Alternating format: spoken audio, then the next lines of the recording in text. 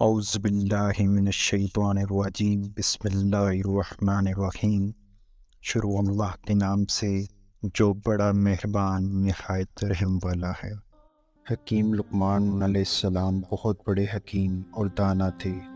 ان کی دانائی اور حکمت کا اندازہ اس بات سے لگایا جا سکتا ہے کہ قرآن مجید میں بھی ان کا ذکر آیا ہے۔ حکیم لقمان رضی اللہ تعالیٰ عنہ فرماتے ہیں، ہر اس شخص کو اس کے ہنر اور جوہر کے مطابق جگہ دینی چاہیے۔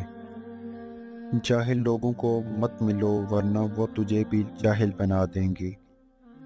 زیادہ سنو اور کم بولو۔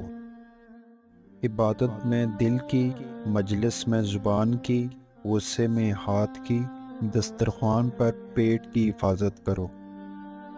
حکمت اور دانائی مفلت کو بادشاہ بنا دیتی ہے۔ مصائب میں مت گھبراؤ کیونکہ ستارے اندھیرے میں ہی چمکتے ہیں۔ جو بات دشمن سے پوشیدہ رکھنا چاہتے ہو، دوست سے بھی پوشیدہ رکھو۔ ہو سکتا ہے تمہارا دوست کبھی تمہارا دشمن بن جائے۔ وقت کی اگر قیمت ہے تو اس کا صحیح استعمال ہے۔ بے وقوفوں سے دوستی مت کرو، یہ مشکل وقت میں تیری مشکلات میں اضافہ کریں گے۔ جس طرح بارش خشک زمین کو زندہ کر دیتی ہے، اس طرح علماء کی صحبت سے دل زندہ ہوتا ہے۔ بدگمانی کو اپنے اوپر غالب مت آنے دو ورنہ دنیا میں تمہیں کوئی بھی ہمدرد نہ ملے گا۔